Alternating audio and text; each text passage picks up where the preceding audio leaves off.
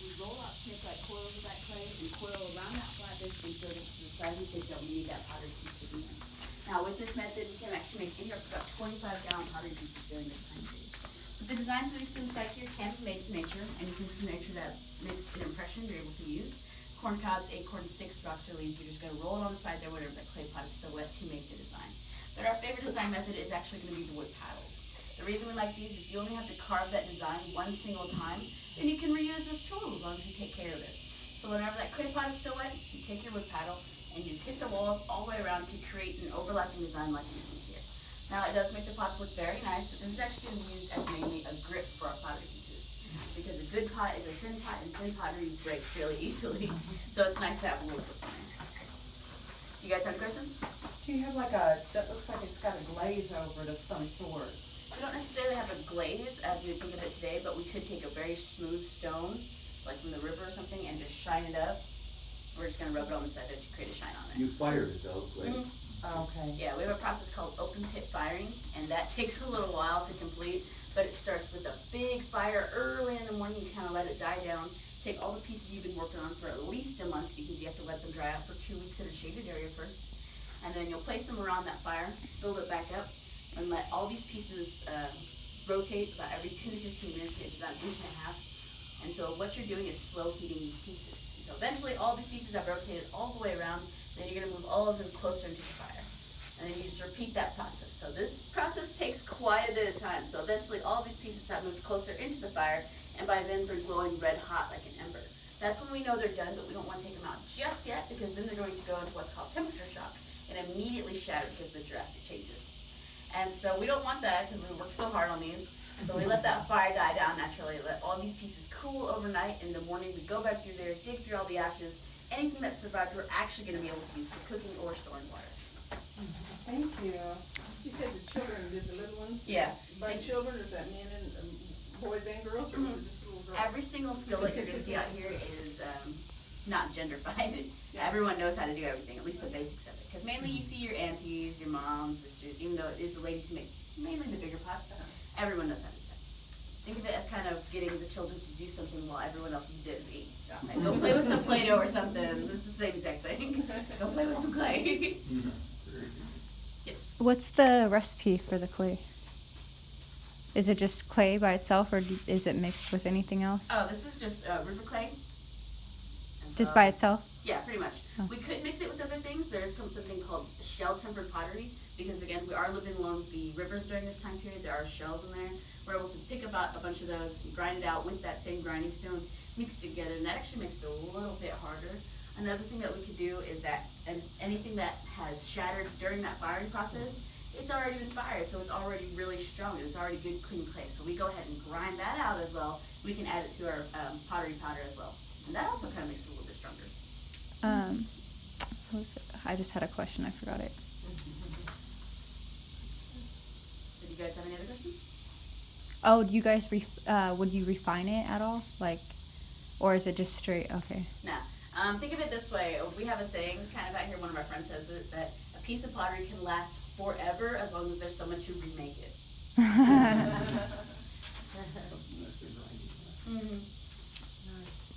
If you guys have any other questions? No? I want to turn you back over to These are all John. different I like kind your of paddles. tattoos. Yes. Wow. Thank you. Nice. And this is one that I made because you can also carve during this time period. What is this time period? 1700s, specifically about 1710. So before there was any interference. No, we're trading with the Europeans during this time period. There's a little bit of influence with them. So that's the So was this the original way of dressing? This is a buckskin that's been brain tanned. And this is actually two different pieces. I have my summer top here, and then I have my wraparound skirt.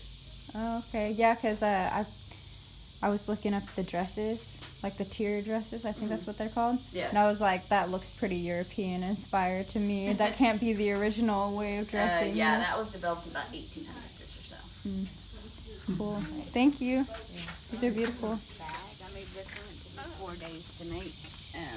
We, of course, as ladies, we don't have pockets, so we necessarily carry things around in. What material Or is our this? guides, you know, they carry, That's they actually get their full twining. bag.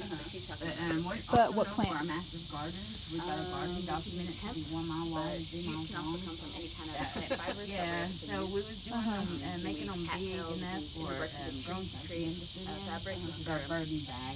Material like that, so we can use anything really. That's cool. Area, and just so that way we in the garden and just keep going, moving, and just keep throwing everything in the back. Are you making another purse like this? Yes, that's what I was telling them. Of course, we ain't got a pocket, so we need something to carry our things around in. But in this time period, we was making them with the twining method, big enough for grown men to fit in, because we had some big gardens back then, and we have a garden documented to be 1 mile wide and 3 miles long. So we need some pretty big bags, which is our burden bags, and we'd wear the strap across our head or across our shoulders, so that way when we was in the garden, we can just Carry it all. yeah, up. throwing it all behind us and dragging it along as we went. Yeah. Sweet. Are you gonna be here for a while? Yes. I'll come back and see you. I do fiber stuff Oh, myself. do you? Yeah, I spin. I know that's probably not what was done back then. No, this is all by hand, just like this. Yeah. Just spokes and just take off. Uh-huh.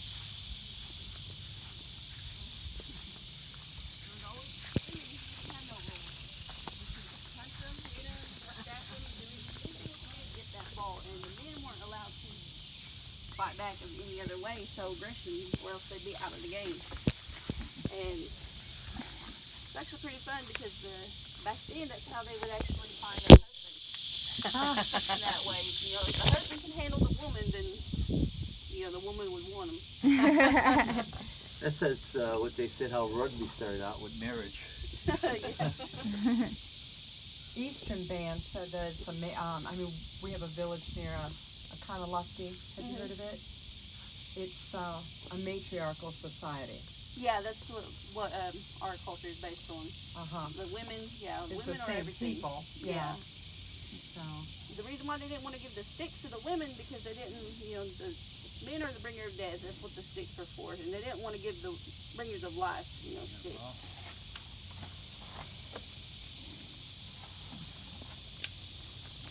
And actually, the poles, that would be the point. Anything above that black line would be a point. Black line and a pole. I don't know. Oh, way up there. There. Oh. That. point. And they would actually aim for the fish. And sometimes it wouldn't just be fish. Sometimes they would use like cow skulls or something. Just anything that they could stick up there. And they're actually going to demonstrate it for you. This is a social game. Oh, the women are going to play against the men now. Yeah, that's usually how it went. Do they get a stick or? No, the women, we didn't have to use sticks. We didn't have any rules. Oh, that's right. You said no rules. I love it. The men had to use the sticks. They can't touch the ball. So even to pick up the stick, they don't touch it. No, have they to can't use the touch stick them. to pick it up. Women would actually go, if they noticed that man was doing real good, women would actually go and kind of team up on that man and try to take their sticks and throw them. I've heard one time they would actually throw them in the poison ivy bushes. Hey, kill us with them. Just give them over. No rules, yeah. And sometimes it's a little hard to hit that fish. You have to hit the fish or just go over it. You gotta actually hit anything above that black line. You gotta hit, but we mainly try to aim for the fish. There's actually a spike on top. I've never seen it done, but there's actually a spike on top of that fish that's supposed to be worth a lot of points. If anybody hits it. Hang it on the side. We came close.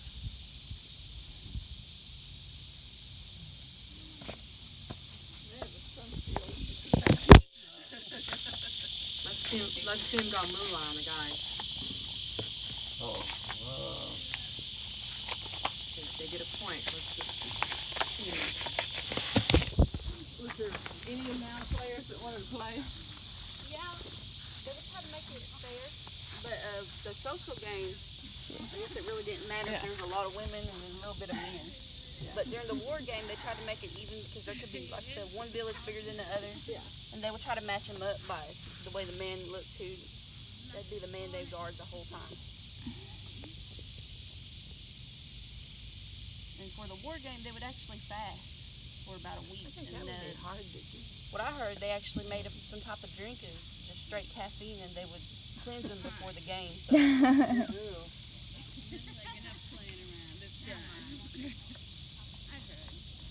But any more questions?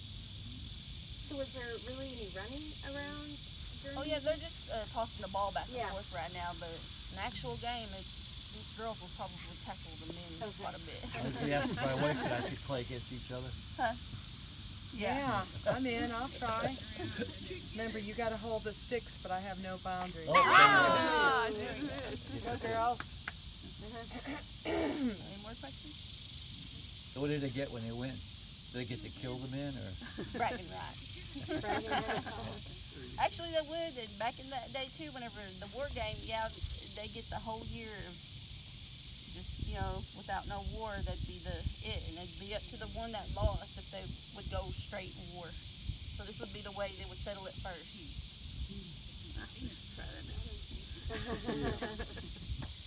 That's where they get the exercise.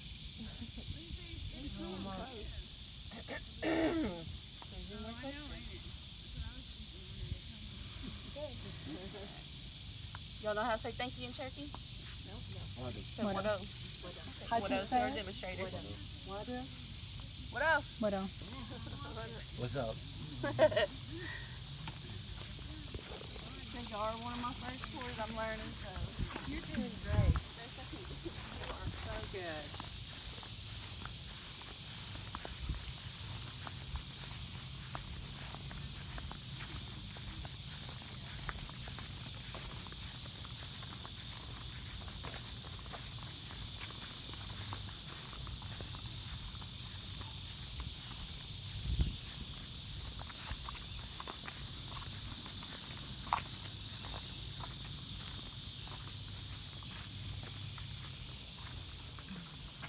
This would actually be the first weapon we would give our little boys.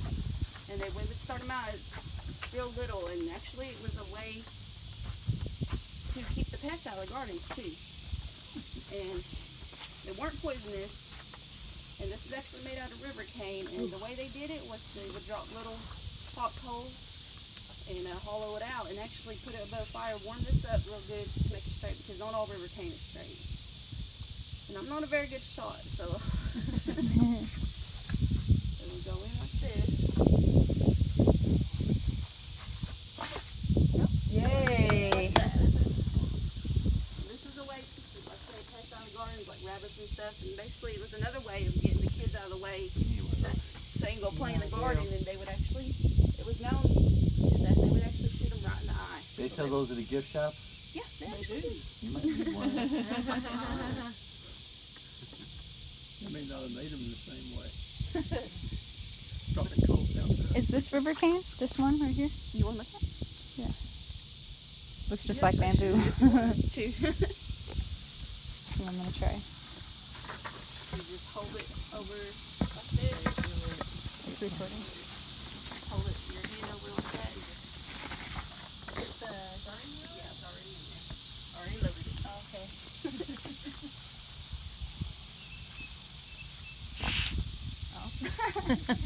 Guess you gotta aim a little higher, huh?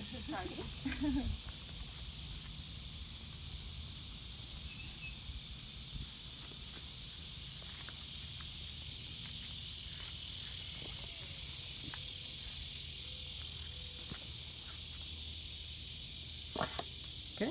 Good I got job. off the line. Anybody else want to try? No? Any questions about the slogan? What's the stuff on the end of the dart? It's a thistle, I believe. Them flowers with the little pot neck, yeah. I think he knows how to make them. He might actually make one for y'all, maybe. But that would be our next stop right there.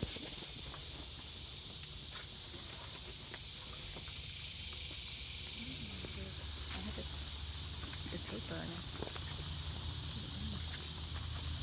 Oh, I think I saw it in the I gift guess shop. you don't allow dogs in there, do you? Is it?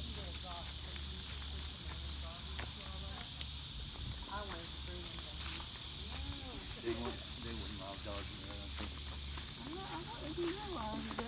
No, they're not service dogs.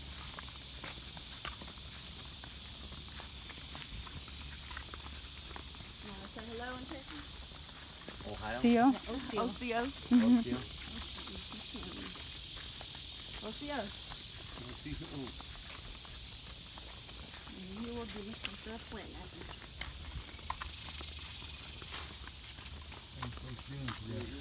Well, you? Doing okay. Haven't broken the points yet. That's good. That's always a good day. Well, what I'm doing right now is actually resharpening one, getting it straightened back out. But to get to this point, you are going to have a piece of flint. You're going to have a couple of tools, which basically you get by with just the base of antlers and the tips of antlers like this. You're going to use an abrasive stone. All these little stones you see laying around here, these are hammer stones, and we use them on different occasions, but you do a lot of work with just a pebble like this. Now let me look around here and find something we can play with. Let's knock a flake off of this. Now this is kind of rough. This is some rough stone right here. Needs to be baked. All this stuff in this pile right here needs to be baked. Now it's not something new to us. Some of the earliest points known to man in the world are baked like this, and it changes the structure of the rock and makes it a lot easier to flake. But let me get this one right over here. Now, you're going to go up to angles like this, and you're going to tap on these angles. By tapping on angles, you can remove flakes. Okay, so now what this is, it's a carving technique, and you're using angles to carve stone.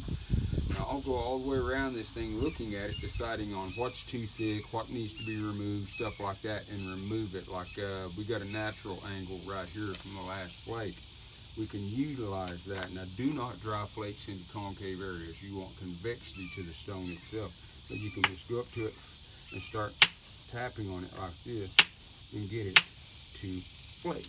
Now, what I'm doing, like I said, is carving a stone. Now, once I actually get close to my desired project, I quit hitting it and I start pushing on it, right, with the tip of an antler. But you can also use the base of an antler like this to carve the stone. You give me 1 second to build an angle. Now, if you have natural angles, by all means, use them. If you don't have them, you have to make them. And like this spot right here, I want to take this big, thick area off. And so I'm going to go along with a little pebble, and I'm going to strike the sides of it like this, and I'm building an angle. Now, when I do this, imagine a BB striking a window. Okay, now you go down Main Street, we had a lot of mean little Indian boys running around here a long time ago with BB guns, and all the storefronts got little holes in them, right? So when a BB hits a window, it knocks that cone out on the other side. You guys have seen this, right? You got little boys in your town just like we got them. I was a bad little white guy. What I'm doing, imagine that's the BB, that's the window, okay? Anything that flakes works to do this. So anything that's kind of glass-like will work. But by taking flakes off of it, I leave sharp edges, and I don't want to hit a sharp edge, okay? I want to hit blunt edges. Sharp edges crush, and I've got one little spot right there that I don't like. So y'all bear with me while I remove that. Just that much of a flake is enough to get in the way of it. So you're going to take the tip of the antler, put it right up against the edge like this, and just kind of apply pressure to it. Again, it is an angle, and you can push flakes off of these things. And I'm being careful with it because I don't want to remove too much. Okay, that little flake right there was enough to do it. Now let's grind that down. Now you can take the base of an antler and tap on it. Now I want to remove this area, okay? And so by tapping on it like this, you can remove that spot. You see how it's done? Now you realize you don't have to be strong to do this. You just have to know the mechanics of it and how it works. And so I can go all the way around this thing looking at it, deciding on what I want to remove and remove it. But you also have to pay attention to cracks. Okay, cracks that are naturally in the stone, like in this one you come across little quartz pockets, you know, and cracks all over it, little fissures, little fossils, things of that nature that will hamper it. Now I've got one right here, and I want to get rid of that. okay? Right off the bat, I always get rid of cracks because cracks are invitations to break, okay? And so I go around and I'll tap on it like this and see if I can get rid of that crack that's in it. Now, I'm doing this, I'm carving a stone. As I go around it, I'm pushing it to the shape I want. Now, when I get close to the shape I want, I actually quit hitting it. And I'll just start pushing on it with the tip of an antler. But again, I got to have the angle, so bear with me for 1 minute, folks, while I make it an angle. Now, it's the same as hitting it with the stone, except we're just applying pressure to the side, going straight down, right? Now, let's grind that off. Now, thing about grinding, sandstone works good for this because sandstone, like sandpaper, comes in different grits. So find one that works, right? One that you like, the grit that you need. Now I'm going to grind this down because that is the way that we sharpened a tool back in the day, was simply to remove flakes off of it, right? We didn't throw them away. Like this one, it was actually quite long at one point, and through constant resharpening, it changes the shape of it. Now you resharpen it just like you do a pocket knife. Now I'm going to show you a technique. Let me study this thing for a second, make sure it's right. It looks like it. Now I'm going to hold a piece of leather in my hand to protect my hand. I'm going to take the tip of the antler and hold it like an ice pick, okay? Now I'm just using my upper body weight. I'm going to put it right up against the edge right here, and then I'm just going to lean on it like this. Now folks, I only weigh about 190 pounds, and so it's just your upper body weight laying on it. And because you're applying pressure to an angle, it forces a flake to be shot off of it. And you'll hear this flake when it comes off. It makes a little popping sound. Now just lean. Did you hear that little pop? That was the flake dislodging. Now that flake right there broke into a lot of pieces. Now these flakes, when they come off, are paper thin, and you can break them with your fingers, right? Snap them. And that's what the leather's for. You don't want little flakes like that going inside your hand, and you're trying to dig them out, and every time you touch them, they break, right? They're thinner than paper. Is that flint, the stone? Yes. Now anything that flakes works. So flint, chert, calcite, agate, no, not shell. They would grind shells. They didn't have access to this. Now, when we make these things, the most important part is sharpen it to make them sharp, right? That's the most important. Any tool you make now, we can use these same techniques I just shared with you to make hatchets, to make spear points, to make knives, to make garden hose, hide scrapers, anything, right? You're just carving a rock. It's like carving on wood, okay, except you're removing flakes, right? Now, everybody knew how to do this. Every minute of the day a man had, he would be either resharpening existing tools, making new tools, right? Making small arrowheads out of flakes. Now, this flake right here, imagine chipping at it and taking it down to that shape right there. And it's not going to take you very long to do this. I can probably make that arrowhead out of this flake right here. And it's going to take me about, for this one, I've got to take off that thick spot right there, but I could probably knock that out in about 5 or 10 minutes. It doesn't take that long. They don't have to be perfect, okay? They got to be sharp, right? They got to be functional. That's the most important part about it. Now, little flake like this, the other day I took a little flake like this. Let me set this down before I knock it off there and break it. I took a little flake like this, and I produced a point like this. Now, that took me about 3 minutes, okay? This one right here is going to take a little bit longer because it's thick, and I have to take it down to the thickness I want. But this is something men did all the time. We were constantly working on tools like this when we weren't doing something else.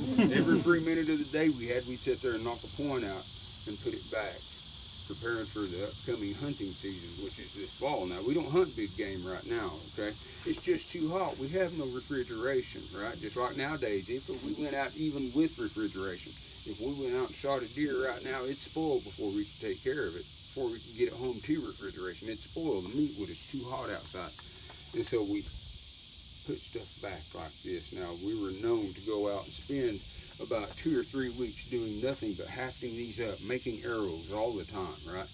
But spend 3 weeks fixing these arrows up and go use them all up on one hunt. Now, people say, how many did you take? We take as many as we can possibly carry because we have families to feed. Right now, we are known to knock down 50 or 60 deer a piece, each man, right?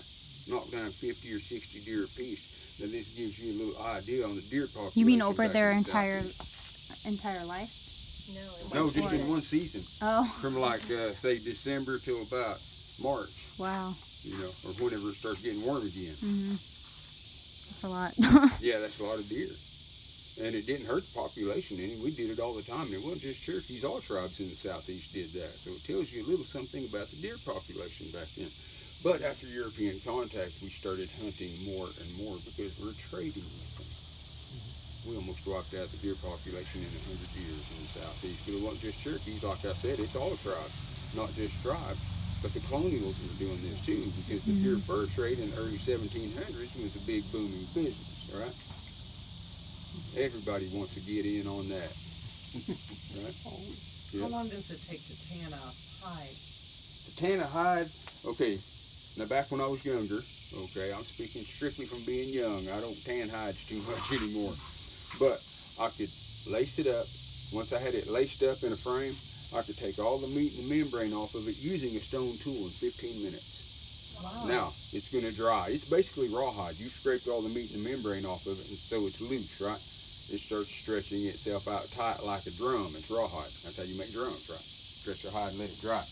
Now, once it dries, I can take a flake, and I can start shaving the hair off of it. Now, little flakes like this, you see me, I just picked this up just randomly off the ground, but little flakes like this have sharp edges. Now, believe me, folks, I'm being careful with it because it's right by my bare legs, right? Don't want to cut myself today. But you see how sharp just a little flake is, right? And so you can shave the hair off of them deer. Now, this takes me, again, when I was young, I could do it in about 35 minutes. Taking all the hair off? Start at the top, the hair's laying this way, right? You know, put the neck up here, the tail down here. You go up to it and start scraping sideways on it, right? This, and it's going to shave the hair off in a little bare spot. From there, you take that flake and just start going like that and just Like rubbing shaving it. a man's beard. Yeah, exactly. You're just shaving, okay? Now, like I said, I could do that in about 35 minutes, right? Now, you're going to take the animal's brain. Now, that's going to take me about 30, what are we up to? Less than an hour right now? Okay, so you take the animal's brain and you scramble it like an egg. Now, every animal has enough brain to tan its own hide. There is a natural oil in that brain, right? By scrambling it like an egg, just put it in a vessel and break up that brain matter. It releases that oil. Now you take that, you add a couple of gallons of water to it, right? Take the hide off the frame, submerge it overnight. The next day you just pull that hide out, you wring it out real good, you lace it back up in that frame, right? Now don't pull it tight, okay? Just lace it in there. Next you take a stick, okay? Now we used what, like a paddle, like a boat paddle, but they're only about this long, right? Kind of looks like a little short boat paddle. And we would rub on it. By rubbing on it, there's fibers in a hide just like thread in cloth, okay? And they're lubricated with that brain matter. So when you rub on it, it pulls them apart. And that's what makes it soft. Oh, very good. Yeah. Interesting. Now, how long does it take leather to dry, though? You put it up there on a good day with the wind blowing and everything. It's just like hanging your clothes out, right? They'll dry a little faster if it's windy. It's going to take you about 5 hours, right? Of just rubbing on that hide. It's physically demanding. It's not like you're sitting at home petting on the house pet. You got to get rough with that thing and pull it apart because you're wanting to pull the fibers apart. When you pull those fibers apart, after you pull them apart, it is tanned. Now that's brain tan right there. That's brain tan leather. It's considerably a lot stronger than your standard store-bought leather. That's using your brain. Yeah, that's using the animal's brain. Every animal has its brain to tan its own hide, so that technique works with anything. But once you know the techniques to it and you understand it, you can use anything, folks. All you're trying to do is lubricate them fibers. I've done this using oil. I've done it, you know, like olive oil. I've used oil. I've used soap, ivory soap, because ivory soap's pure, right? I'd mix those two together and make me a little solution about the size of a brain. And then put it in water, add 2 gallons of water to it. Or sometimes I just rub into the hide and fold it over and let it set for a couple of hours. And then I pull that hide out and lace it up and rub on it the same way. Still, all you're doing is lubricating them fibers that's in there. When you rub on it, it pulls it apart. That's the hard part, okay? This is the physical part, rubbing on it. Now, you don't have to rub on it completely like that for 4 or 5 hours, okay? Rub on it every direction you can. Pull every fiber in there apart. Now, you can sit down and take a break for 30 minutes. jump up and hit that thing again. Now you do that consecutively for about 3 or 4 hours, okay? Now it's going to start looking dry, and it's going to even feel dry. Now the outside is going to be dry, but the inside is still moist. And the way you tell is you go up to that leather and you just touch it with your finger. It's like sticking your fingers in mud, okay? If it leaves an imprint, then it's still damp. When you can touch that hide and it doesn't leave an imprint, it's dry all the way through. Like tucked in a cake. It's like cooking, you know, if you're sitting there cooking and you wonder about, is that piece of chicken done? You know, you poke it with a fork. If it bleeds red, it's not done. If it comes out clear, it's done. Yeah. Same way with a knife and a cake. Touch it. Same. Yeah.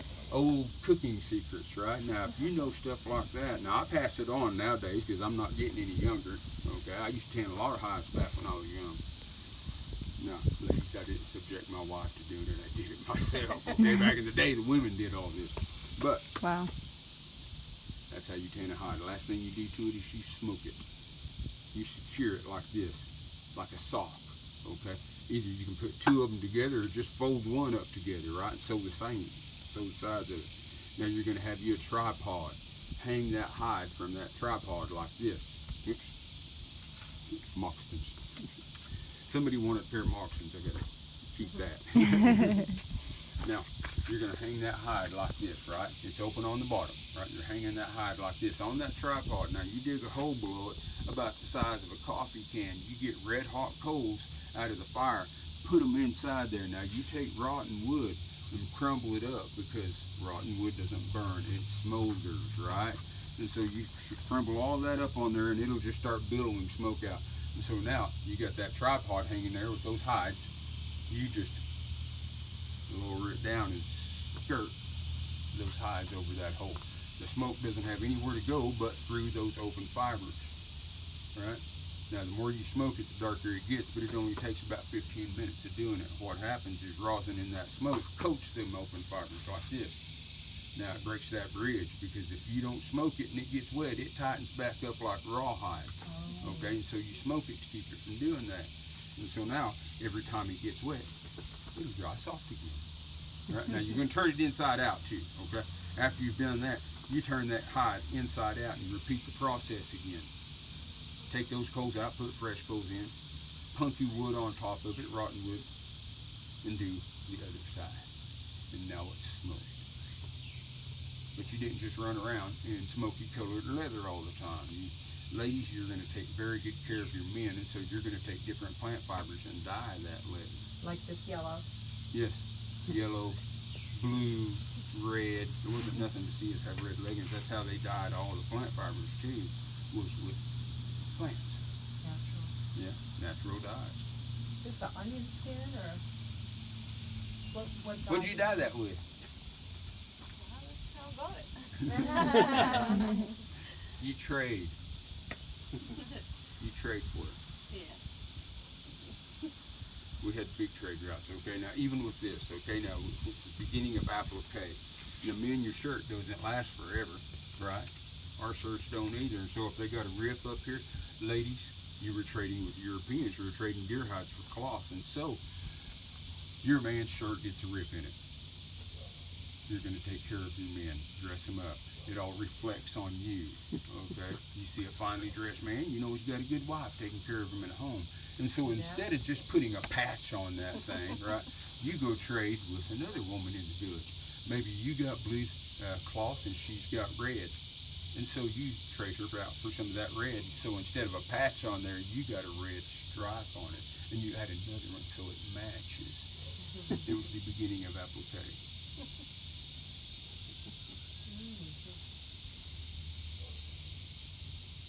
Any more questions about it, folks?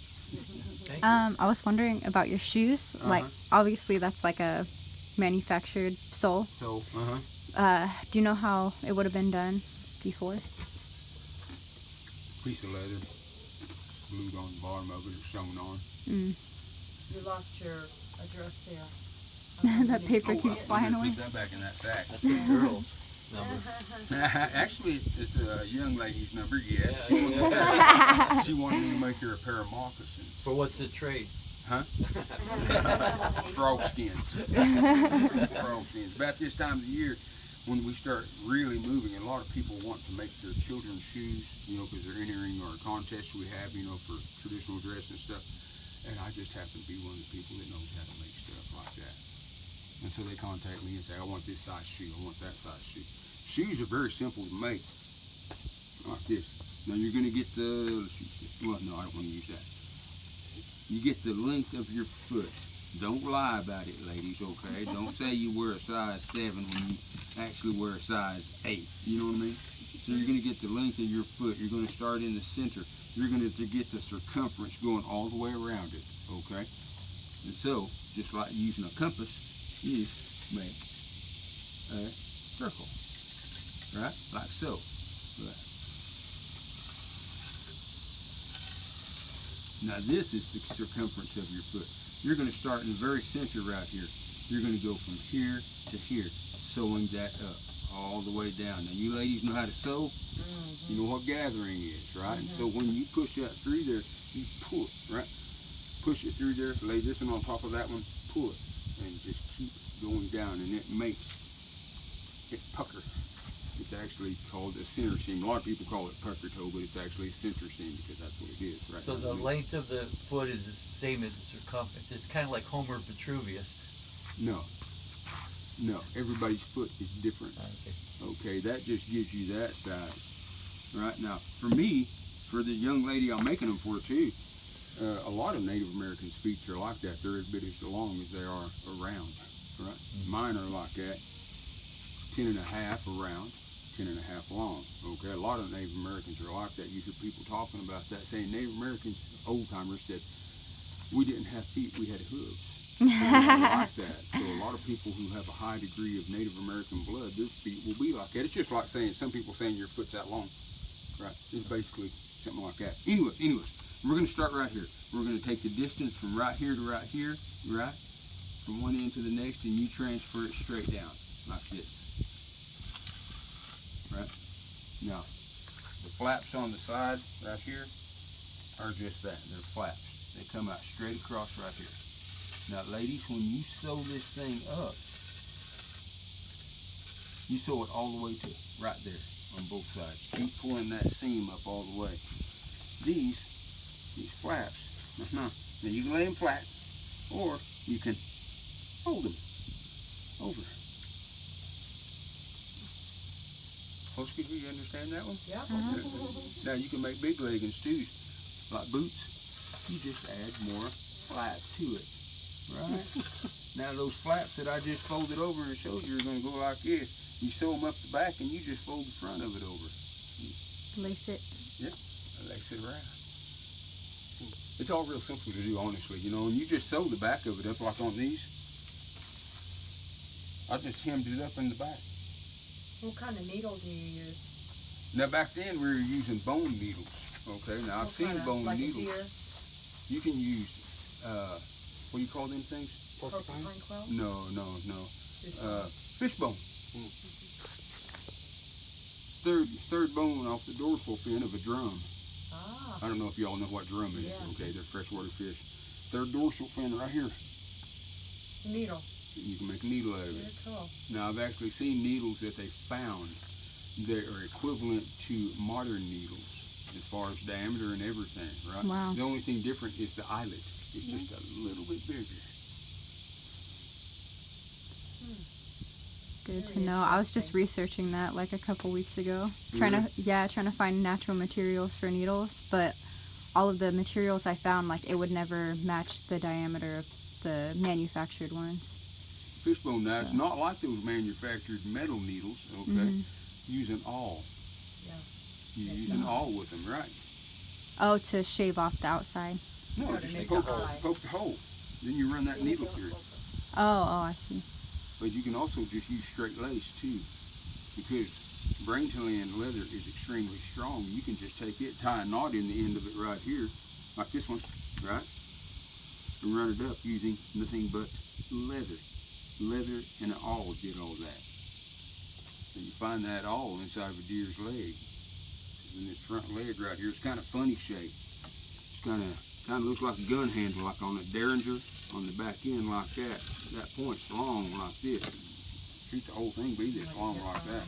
But the end of it right here is real thin. And so you cut it off at this point right here, right? And grind it down to a point. And since the back of it right here is not this big, mind you, okay, it's actually just about like that, right? But the back of it is rounded. That's in its leg? Yeah, it's in its front leg. Since the back of it's naturally rounded, it fits the palm good, right? And so it's not like you're pushing on something that hurts your hand. If I had my stuff here, I'd show you this. I don't have my stuff here with me today. I'd show you that if I had it with me. Hold on. Do I? No, I don't. I don't have it with me today. But sometimes I sit out here and do stuff like that. Right? Make stone tools, work on bows, anything. But yeah, it's the front leg of a deer. Thank you so much. Yeah, thank you. Cool. Lots of information. Thank you. Steve's right there. Thank you. Sure thing. Thank you all for coming out.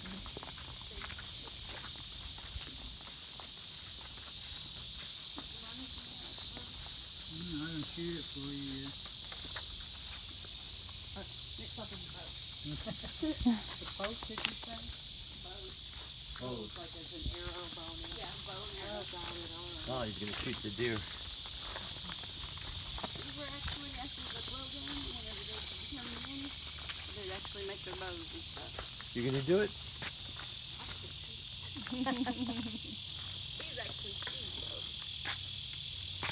But it was made from a bow, like I say, boat archery. And A boat arc tree? yeah, and they would strip it down, and actually it takes, this is actually natural color. After years it actually turned this color. It'd be actually like this color right here to start out with. And they would wipe it down with bear grease, and these back then were actually made from bear intestines. What was that bone you said? Bear intestines. What was it? Type of tree? Oh, bow wood. Boat archery. Yeah. Oh, I'm sorry. Boat art. Head yapple, Usay Jones, yellow locust. It has a lot of names. Yeah. Some people call it ironwood too, but that's Black locust. black locust, Yeah, yellow that's a really locust, hard honey wood. locust. Those are pretty much three of Oh, we have basically a black family. locusts everywhere where we live. Bone, I'm sorry. Yeah, but We have now, black if you look back locusts. here, you see all all over, those Mom. staves leaning up against the trees, against the building. That's all yellow locust. I got two black locust staves inside that I'm planning to make a bow with, but pretty much now when we start teaching our children, I mean, we don't make things and hand it to our kids, even though I'm making a little bitty bow back here for but pretty much you start off with a piece of wood and basically something like this. So pretty much this is a piece of yellow locust, but as you can see, there's a lot of work in this thing. So, but there is a bow in here somewhere. Now this is going to cause you a lot of problems because that's basically right under the handle. So it's going to make that bow not bend right. So you're going to have to work with it and work with it and work with it until finally it gives up. So it could be all day. But first of all, you're going to have to straighten this piece of wood out because you want the bow to be straight, not crooked. So pretty much once you do that, you're going to look for a growth ring. Now the growth ring, if it happens to be about 7 growth rings down and you got all these 6 other ones on top of it, you have to remove all those 6 until you get to the one you're looking at. Now once you get to the one you're looking at, you're going to have to stay on that one piece or that one growth ring because that's the back of the bow. Now that's one growth ring from one end all the way to the other. So pretty much you want the back of the bow be like this. So pretty much when you bend the bow, the whole thing bends. But if you cut into a next growth ring anywhere on this limb, basically it looks like this now. So now as you're bending that bow, sooner or later that other growth ring is going to give up and it's going to pop and break on you. That's going to be in mid-draw. And our bows weigh in excess of 100 pounds. So if you got a 100-pound bow and you're in mid-draw, when that thing gives up, you're going to break your nose. It's going to happen. Now the grain of the wood is going to run straight up and down, so pretty much when it goes around the knot, you have to follow around that knot. Don't cut straight through here or here just to make this bow flat. Now you got 4 weak points. That's different grains right here, 4 weak points. So basically it looks like this. So as you're bending it, one of those points is going to give up, and that's where it's going to break on you. So pretty much that's one grain, one growth ring. That's the back of the bow. Now this part, all you're trying to do is make this one bend like this one. So pretty much all it is, we had two different kind of bows. We had a D bow, we had a flat bow, or pretty much a handle bow. So pretty much now, you put a handle in this thing, pretty much you got that handle to work with, but you also got the limbs to work with, which is going to be individually. You can't work on it simultaneously. So basically you're going to take about 15 to 30 shapes off of this, 15 to 30 off of this one. All you're trying to do is keep those limbs even. So now all you're doing is trying to achieve that nice even bend. Once you get that bending nice and even, you take some bear grease, bear fat, grease this thing down from one end to the other. All you're doing is two things, putting moisture back into the bow, but you're also sealing it against the weather. Now this one's 8 years old, because when you first finish a bow, it's bright yellow just like those back there. So after 8 years, pretty much all of the oiling down makes it change color. So pretty much, but like I said, now when you put that barrel on there, you basically keep it from the weather, basically keeping the water out. So if it rains on this bow, I don't worry about it because it's been oiled many times. But if you're out in the woods, you get caught and it starts raining on you, pretty much your hunt is over, because that intestine that we use, what she mentioned earlier, bear intestine, pretty much if it gets wet, it's going to start stretching again. So you have to take it off, put it up, so don't stretch it. Now that's basically just a bear intestine, split it, clean it, cut it, and the strip about so wide, and all it is twist it. So yeah, that's pretty much how we make the string. Now also the groundhog, you know, he's full grown. He's about this tall, about so big. Basically what you do with that groundhog is cut all the way around the ankle, split it down to the crotch, and peel that hide off. Stick it on a pole, let it dry. Once it dries, you can leave the hair on it or remove it, that's up to you. You're going to remove the bottom legs. Now you have a tube. Basically that hide is a tube now. It's a circular cut all the way up to under the arm. Pretty much that's how far you're going to go. So there you go, there's another way to make a string. Now the arrows, I don't know if Yon told you about the arrows, we've been River King. Now these arrows right here, they come from Lowe's. The dowel rod. A lot quicker to make them. But yeah, it's about the same, I guess. So now, when we teach our children how to shoot a bow, it's just like taking your finger, pointing to your target. When you lay that arrow up on, basically just pull straight back and let go. So pretty much now, y'all see the square on that deer? That's pretty much where the vitals are, heart, lung, liver, and all that. So we'll see if we can put an arrow in there. Well, in and out heart or lung area, but that'll bring them down. You still got the windpipe, you got the arteries all through that neck, so you won't chase them too far. Any questions? Yeah. Thank you. Yeah, you're welcome. The middle part, like where you hold your hand, is that thicker than the part that you shave on the sides? Yes. So it's okay, so it won't break. Well, actually, you can put a handle in it, and it's going to be a lot thicker. But the only thing is, these are the only thing that bend. It's the limbs. The handle does not bend. So it won't cause breakage from... No. Unless you're on a different growth ring. And it's also on a different grain. So those are the important things on the back side. So if you cut into the next growth ring anywhere out in here, it's going to break on you. It ain't going to happen right away, but it will happen sooner or later. So. Any more questions? Thank you. You're welcome. Yeah, thanks. Back at 6.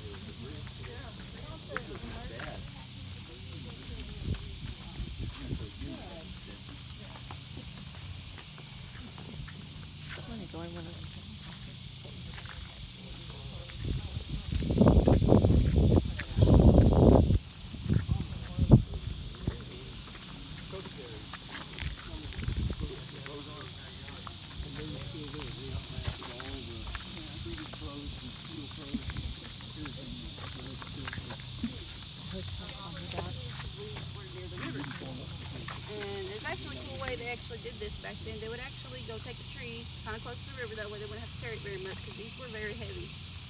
And they would put clay around it, like around the bottom of it, and they would actually burn the tree down. The clay would actually keep it from going up any further. And they were actually known to be about 40 feet long, probably about as long as that pole back there, the stickball pole. Where would they put the clay? On the inside? Like around the tree, you see it? The base of the tree. Oh, I see. Yeah. And burn it down, and then they would actually build little fires on top of here and just start digging it out. Dugout to me. and it would take probably like a few minutes to make it, and it would be shared after they made it. It would be shared, and basically like if they wanted to borrow it, they wouldn't have to ask because it'd be part of their ownership. Who all helped made it. I was in the Amazon last year and I was watching the Macy's, but they had chainsaws. They were cheating. They were making the dugout stuff, but they still used them. They were usable. This is actually how they would get through the river. They'd actually go to their trade routes through the river too. We were river people also. And would you use the stone tools to shave out all the burnt stuff too? Yeah, the little tools he had, yeah, back then. And then, like I said, this was during the trade era too. Then that's when they started getting the other tools. The metal ones. Yeah. That's so sick. Any questions? All right, last stop would be the council house. That chainsaw had a thing about this tall. I've never seen it so big. And the guy was barefoot, shorts, and no shirt. And that thing was whirling and chips were flying. Didn't want to get within 20 feet of him. And he had kids running around. Oh, put that on the ground, hon. Is that a worm? Oh, yeah, but it's a big one. You want them to still live, don't you? Thinking about fishing. Think about fishing with that thing. That's what I was thinking too.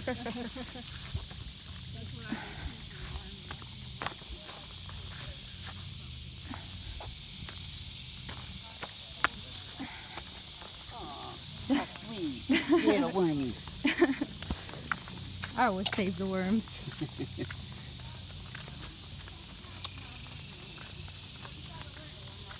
Do you guys know what that thing is? Couch in there? Hammock?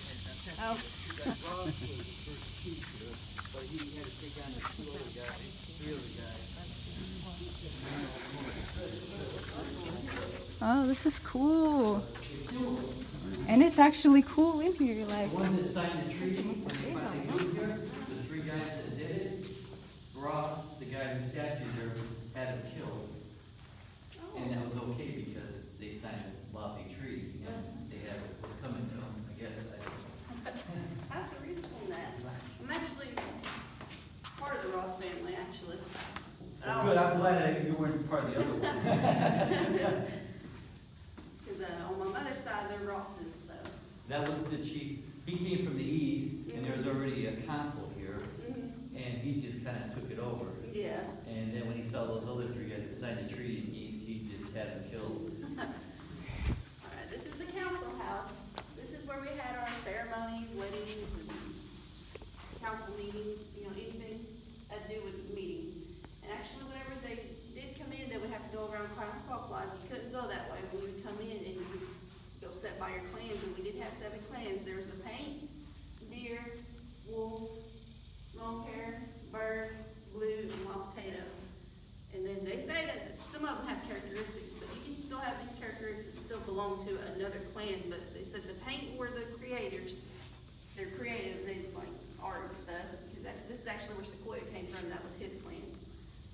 The deer were the hunters, athletic, basically. Wolf, this is my clan. The wolf were actually all our warriors. This is where our war chief came from. We really didn't have a set chief, only during council meetings we had our war chief and our peace chief. But this is where all the warriors came from. And it was actually one of the biggest clans. They were known to be hot-headed and all that, so. And then this was the long hair. This is where our peace chief came from. And the long hair, what was cool about them, like any people that would come in, like orphans or something, that came into the tribe, they would actually adopt them out right here. And this is the bird. This was actually our messengers. For our ceremony, like the stomp ground ceremonies, it was like a form of church. And Like messengers for God. yeah, they were the messengers. Yeah. And then the blue were actually our medicine people. Medicine men, medicine women, this is where they would come from. And our wild potato, that's our green thumbs. It would actually be the farmers, all that. And then for our ceremonies, this is where we had our stomp ground. It was like our form of church. Some people say we worship the fire, but that's not. They're very accurate. We believe the fire was a gift from the Creator.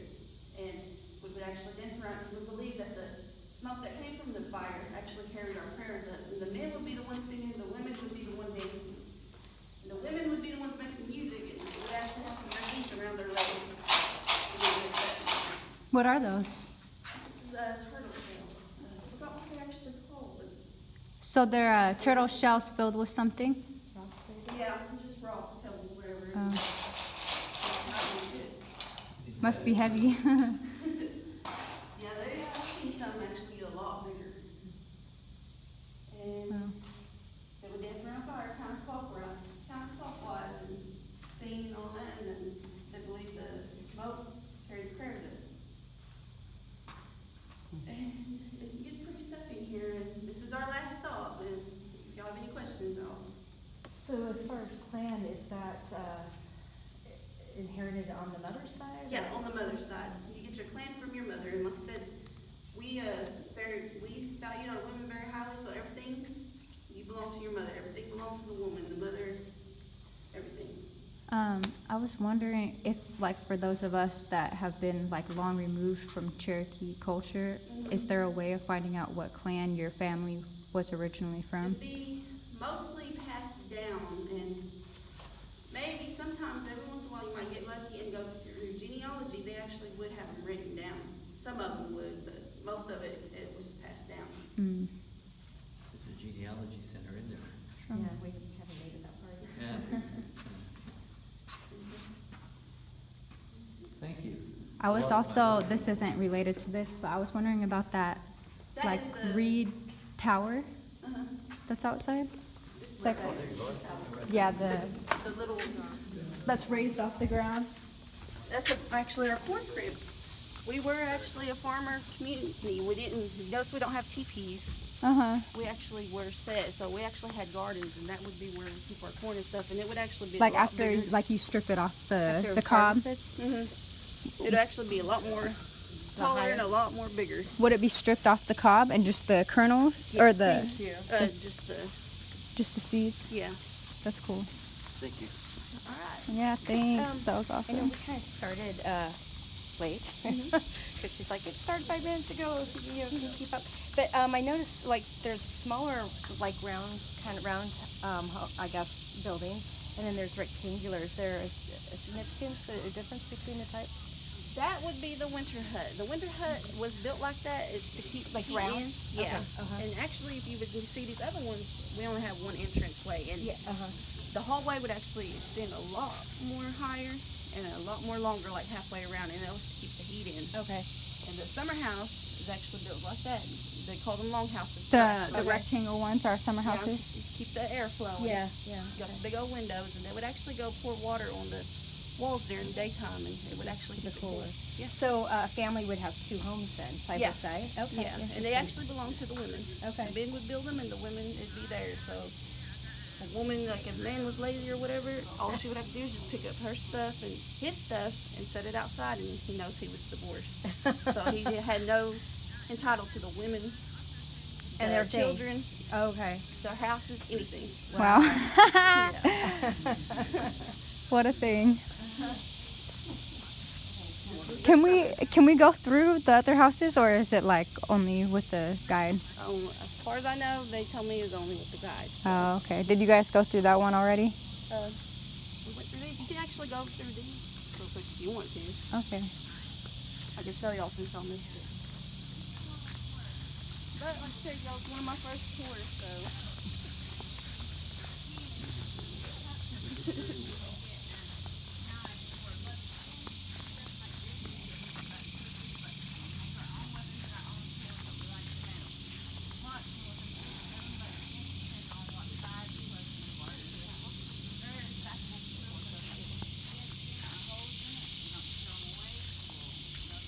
That would be the traditional way. There's like a modern one right there. Go down right there. Can I go in? Yeah.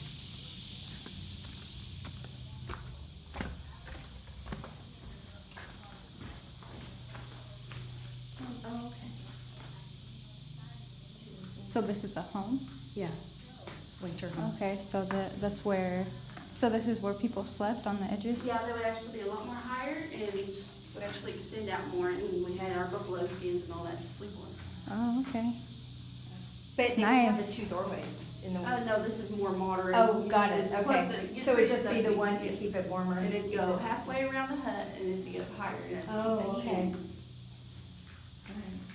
I would It live in fit here. about 3 families, so. Okay. So since it belongs to the woman, would it be like her and her sisters, or you know how that would work? Like, As far as I know, you would live with your mother. All the children would live with their mother. So Okay. it'd be really the older woman, and then whenever they get married, then they would get to have their own yeah, at that point. it'd be a long marriage process. I forgot how long they said it would take, but all the villages, men would come together and build them a home. Wow. And where would the man go if he got kicked out of his house? Would he go back to his mother's?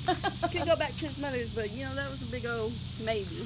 Yeah. Or Yeah. they can choose to go to the council house, or really, Sleep outside? you know how that goes. And the town talk would get around, and you know he would already be looked at as a lazy man. So basically, he would go find another village and start over. Okay. So. Interesting. That's tough. I'm gonna go. Where did Stephen go? He went out this way. Oh. So, because why don't we go okay. check out the museum? Because Yeah. there's so much else